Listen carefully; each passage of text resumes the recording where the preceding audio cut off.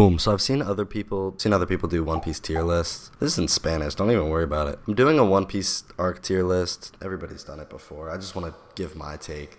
People aren't interested, but you know what? Let's just give it a shot. No long intro. We're just gonna get straight into it. Alabasta, I want to give S. Literal liar BTW. And then it concludes, and it's just nuts. It's everything about it is so well done. I mean, obviously there's the Pell stuff. Ooh, the Pell stuff does make it. You know what? I'm gonna drag Alabasta down to A because it's very good. It's very extremely good. I think it's top of A, bordering like teetering S. However, there are parts of it that drag on long when they're headed to base and they're in the desert. It did kind of drag a little bit then. This is all in Spanish, dude. This is actually hilarious. Arco de Jaya. Jaya, I'm gonna give B.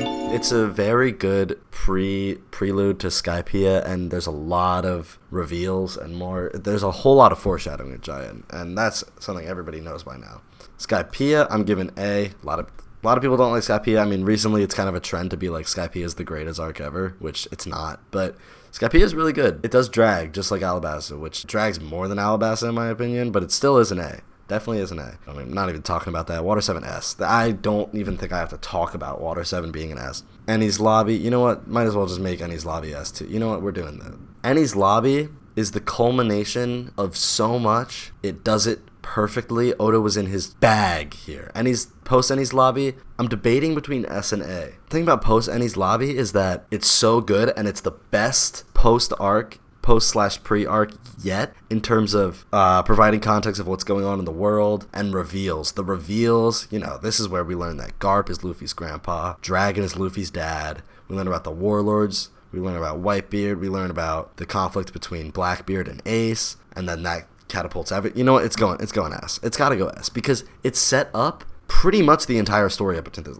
Like easily the whole end of pre-time skip, setting up the emperors, how we just finished that whole Emperor saga, and now, I mean, who knows? Post Enies Lobby, that's an S. No doubt in my mind. Thriller Bark, I'm gonna give a C. Personally, I'm not the biggest Thriller Bark fan. It's just kind of boring. I don't know. Gecko Mori doesn't really. I mean, Gecko Mori's fine, just not as a villain. He's like a cool side character, but I just don't really like him as a villain. He's just kind of like he's just not intimidating at all. Sabati, Sabati's tough. I might have to also give an S to Sabati because another very good you got introduced to all the supernovas, the worst generation, all that. We got the punch, got the fight with Rayleigh and Kizaru. We got the story about Roger and turning himself in. There was so much in Sabati, and then the biggest heartbreak. I shed tears at this. You shed tears at this. Everybody shed tears at Sabati. I'm going to give Amazon Lily B. It's solid for sure. It's just, it's not supposed to be an S tier arc. It's supposed to be, it's really good, but it's not, it doesn't have these moments that all these other arcs have that are above it, in my opinion.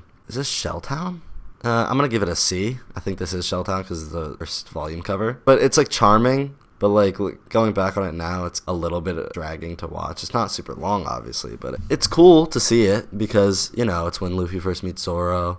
Kobe's still in the story at this point, and, we get to see a lot of cool stuff. It's like the birth of One Piece, pretty much. But, however, as an arc on itself, it's not that great. It's just kind of, it's a lot more childish than the arcs to come, in my personal opinion. Impelled Down, I'm going to give an A. This was one of the most stressful experiences I've ever had watching Impelled Down for the first time. It was kind of nuts. Everything with Blackbeard, everything with Magellan, and Luffy dying 4 times. It was awful. And everything with Ace, too. You're like, what's going to happen? Speaking of Ace, Marineford S. I don't think Marineford's the best arc in One Piece. I actually think Enies Lobby's better than Marineford, but Marineford is undeniably S. I don't need to say why it is. Everybody's already said it. Post Marineford's tough. I think I'm going to go with A because, to me personally, I did think it went on a little long. I mean, I liked the amount of setup that we had for Dressrosa, and there was a lot of, good moments there. But I did think there was some stuff that went on too long. Overall, it was really good. I love Post Marineford. It was charming. It was sad. But Return to Sabati, as an arc, as a whole, it's kind of hard. I'm going to give it a B because it's very good, but it's not really about the story. It's not really, it's more so just a vessel for the new world to start. It's not really so much of a story on its own. I guess the whole story with it is the fake Straw Hats, which is a B tier story. When you look at Return to Sabati, as its own arc, that becomes the conflict of the arc instead of, the Straw Hats getting back, because that's its own thing. So I don't really think it holds its own as an A or S tier arc. What is this, Fishman Island? I don't think it's better than any of these, so I'm going to go with B. Fishman Island was long, and same thing with Punk Hazard. I can talk about them at the same time. Oh, if I'm giving Punk Hazard a B, I think I'm going to give Fishman an A. But Fishman Island was good. It was long. Same thing with Punk Hazard. Punk Hazard, I think, is weaker out of the two. Fishman Island had a lot of good lore dumps in terms of Fisher Tiger, in terms of everything with the Fishmans, the history of all of it. I just didn't like Horty Jones is just not a good villain, and I think a lot of people are on the same page as me with that, which is okay. It's just how it is. Dressrosa is an S. Dressrosa is so good. People love to hate on Dressrosa because of how long it is, but it could not be any other way. It doesn't drag on. It's just a densely packed story. And I mean, I think that's, people don't really say that it's super long anymore because of Wano. But Dressrosa, oh my god, it's like a, Doflamingo is my favorite villain in One Piece. He is scary, but he's cool. But he is evil. He is so many things. I love Dofi, but I hate Dofi. But I love him, but I hate him. Dressrosa made me feel a lot of things. Dressrosa is a very good arc. Zoe, after that, I'm going A on Zoe, I think. It's not quite S tier. It's just not that type of arc. It's not like really a whole saga like a lot of these are. But Zoe's cool. Oda was in his bag when he made Zoe in terms of creativity, because you could tell the juices were flowing. Pause. But with the Minx, with Zunisha, like, who thinks of that? That's nuts. Who thinks of a walking elephant that's been walking for nobody knows how long, and there's an island living on it with half humans, half animals, who turn into like a monster form when the moon comes out? This guy is actually an insane person. Whole Cake, I'm gonna go, I don't want to crowd S, but Whole Cake is an S. I don't want to, I might have to move some stuff down. I'm moving Sabadi down to an A, because I'm moving Sabadi here because Sabadi is super good. However, there's just not that much like stakes in it. There's a lot of, it's cool. It's more cool and sad than it is like well written. Like there's just not a whole lot. It's kind of just like things happening instead of like a story. So that's why. Reverie, I'm going to give a B. You know what? I'm moving Punk Hazard down to C because I don't like it being on the same tier as some of these. I think a lot of these are better. Reverie, yeah, Reverie's getting a B. It's a huge lore dump again. Pre-Wano lore dump, and we learn a lot. We learn about the conflict at Mary Jawa, which we still don't even know too much about. I mean, we know that Cobra, rest in peace, though. Smoking all day. Yeah, but Reverie's really good. It's a good intermediate arc that Oda wrote. I love when he does those. You just can't give him S tier. You just can't give him like the super, super high tiers because that's just not the goal of them, you know? Orangetown D. I did not like Orangetown. Buggy was boring. I think it went on too long. Because this is also in early One Piece when you're still trying to, you're getting into it. So you don't, and this is super early. And it's kind of just dead. I don't know. It's just kind of like lame a little bit. Wano, S. I don't really need to talk about Wano being an S. I mean, the arc that clearly you can tell that Oda loves Wano. And he is so happy with the world he created. Wano could be its own story. You don't need the rest of One Piece. Wano itself is amazing. I think what a lot of people think too, that maybe the raid went on a little too long. Like Mr. Morge said, the raid should have failed, but I don't really buy into that. But yeah, I think Wano, that's like one minor flaw in terms of like one of the most beautiful written stories I've ever read in my life. Wano's great. What is it? Syrup Village? Syrup Village, I'm going to go D as well. It drags on too long. We don't really get enough of Usopp and Kaya together to like make us care. I mean, like, we still care about Kaya, like, hope she's doing good, but we don't really get too much of a backstory on the two, and it's not rushed by any means. If anything, it drags a little bit. It just feels like it's missing something. Like it's kind of missing like a spark that even something like Orangetown had, which Orangetown came right before it. Like it's missing that one little thing. Baratier, I'm gonna go A. I feel like a lot of the East Blue arcs, not a lot of them, but a few of them dragged on a little bit. I liked the beginning of Baratier a lot, but once it got into the fighting, then it just kind of felt long. Like that whole fight against the Pearl dude, I think his name was Pearl. That was just boring, honestly. I mean, Luffy's fight with Don Krieg was good. The whole moment with Gin putting the gas mask on, I think it was Luffy or Sanji, I don't remember. Or no, it was Sanji. That whole thing was good. I hope Oda didn't forget about Gin, because I still want to see him. I like Gin. And Gin said that he would meet up with Sanji in the Grand Line again. None of us forgot that. I know Oda probably knows that too. Arlong Park, I'm going to go S. Arlong Park is nuts. I was already like, after Baratie, I was like, okay, One Piece is good. After Arlong Park, I was like, this is really good. And this was, I mean, how long ago was this? I probably watched Arlong Park like 2-3 years ago maybe.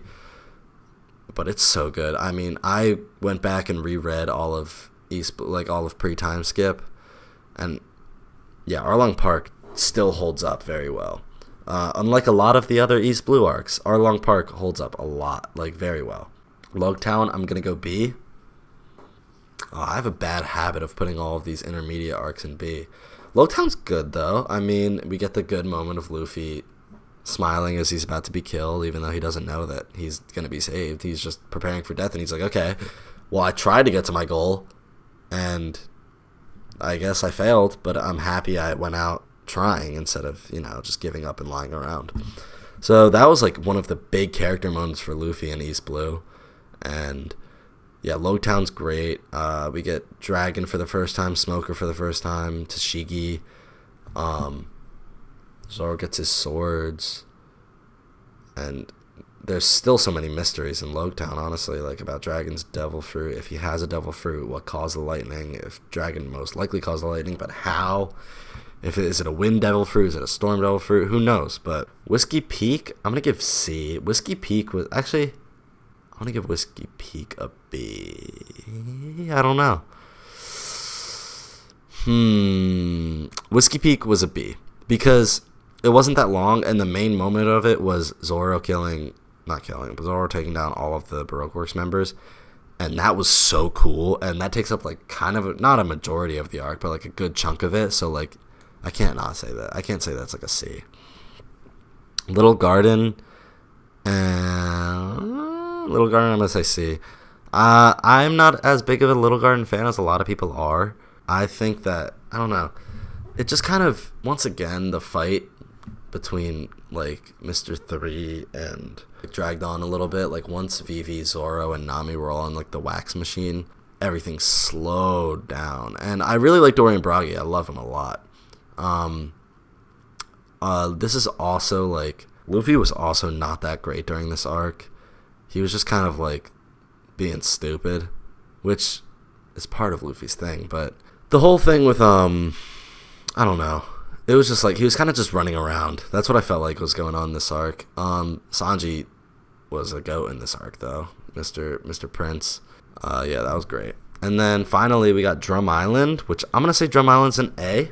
Drum Island's great. It's really good. A lot of people thought it dragged on, but I didn't really feel that way. And I loved having a winter setting because it felt like such a nice change of pace. Chopper's backstory makes me, like, so sad every time.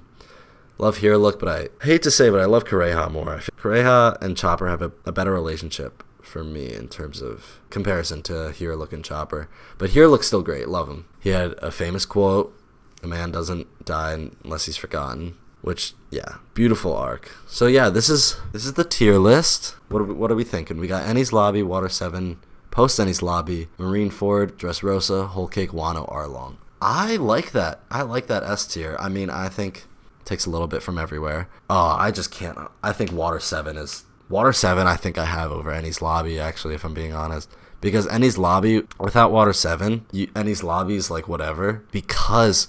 yeah, I'm gonna move this real quick.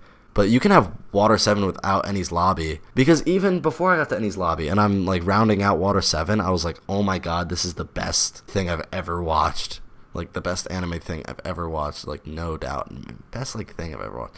Because oh my god, Water 7's nuts. I just think about the first One Piece moment that like actually made me devastated, because at like since Arlong Park, I like shed a bit of a tear at Nami, but it wasn't. I was just like, oh, that's sad.